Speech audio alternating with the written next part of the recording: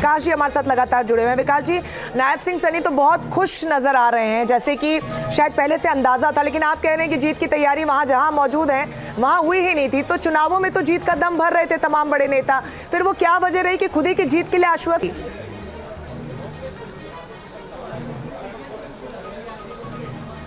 देखिए, पॉलिटिक्स का मिजाज अपना होता है। अगर सामने कैमरे के आकर बोलना हो तो कोई भी नेता हो या कोई भी राजनीतिक दल हो कभी ये नहीं स्वीकार करता है कि उनकी हार होने जा रही है या सरकार नहीं बनने जा रही है। आप किसी से भी बात कर लें, लेकिन अंदर खाने में वो लोग जानते हैं, समझते हैं और कोशिश करते हैं कि पहले से आकलन कर लें कि आखिर होने क्या जा रहा है। तो इन लोग जो पहले से इन लोगों को जो फीडबैक मिला था कि हाँ पार्टी बिल्कुल समाप्त सी नहीं होगी, हाँ पार्टी विपक्ष में रहेगी और 30 से 35 विकास, मैं आपको रोक रही हूँ। बीजेपी नेता जम्मू से जितेंद्र सिंह क्या कह रहे हैं, पहले वो सुनवाते हैं।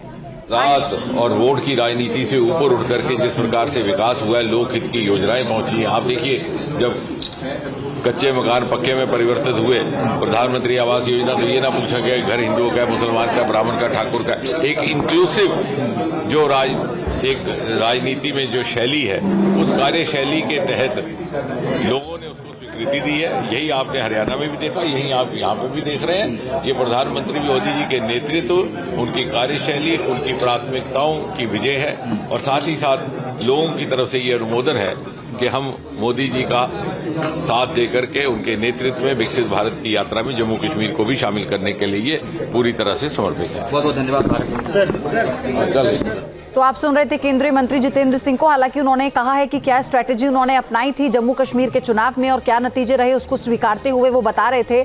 लेकिन इसी बीच सवाल ये भी उठता है कि ये जो हरियाणा का जो रुझान रहा है। अच्छा, एक और बड़ी अपडेट आ रही है इसी बीच रंजना। हरियाणा में कांग्रेस के प्रदर्शन पर शिवसेना यूबीटी की तरफ से बयान सामने आया है, क्योंकि जो रुझान है, रुझानों में कांग्रेस के पीछे होने को लेकर उन्होंने बड़ा बयान दिया। प्रियंका चतुर्वेदी ने कहा कि बीजेपी से सीधी लड़ाई में कांग्रेस जो है वो कमजोर है।